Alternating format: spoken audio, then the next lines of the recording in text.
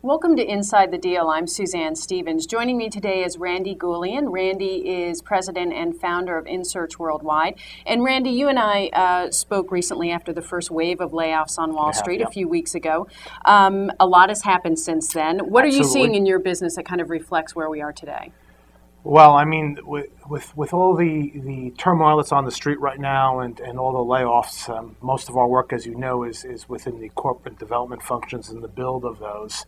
And there's always been an ample supply of investment banking professionals to fill those roles, perhaps oversupply. So if you had 50% oversupply 6 months ago, you probably have 5,000% oversupply now. So very competitive out there for jobs. It's not helping anybody, no. No surprise.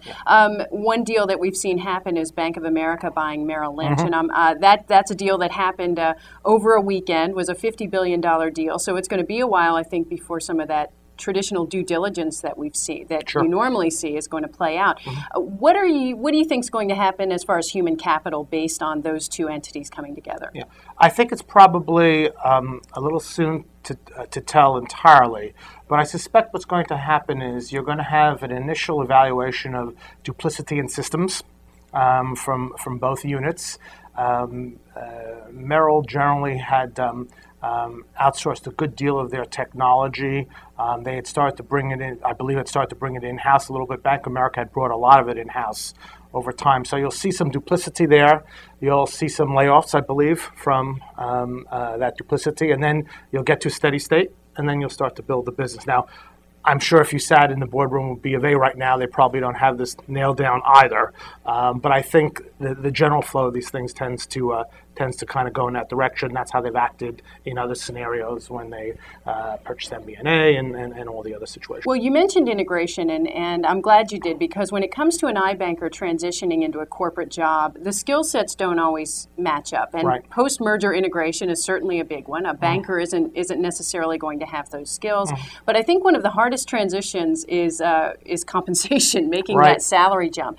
How does the salary of an iBanker stack up with that of a corporate development executive? Yeah, it's always a challenge.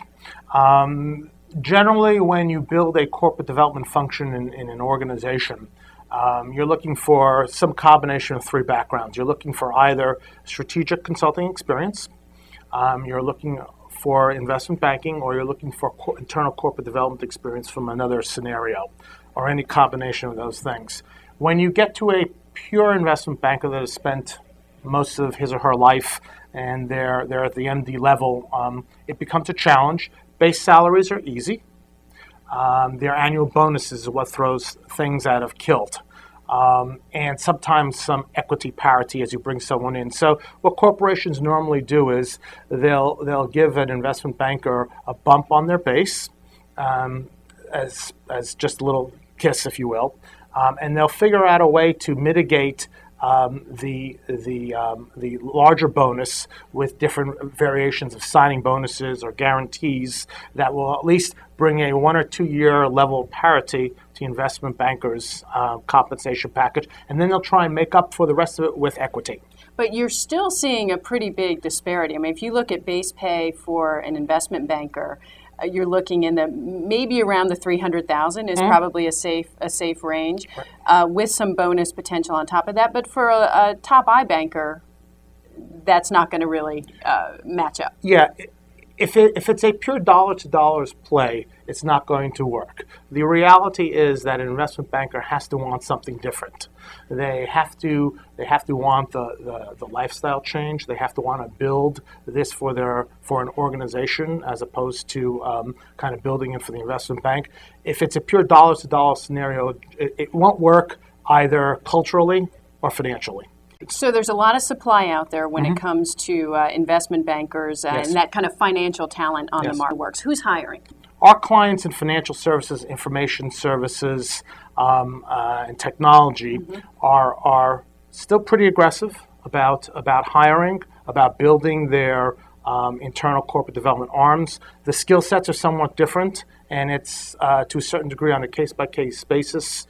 Some companies where originally they were historically all about strategic partnerships are really now thinking about purer corporate acquisitions. Randy Gulian, thanks for joining us on Inside the Pleasure. Deal. I'm sure we'll be talking in the weeks ahead. You can hear more from Randy in the September 22nd issue of The Deal, where I've got a big story on careers and corporate development. This has been Inside the Deal. I'm Suzanne Stevens. Thanks for watching.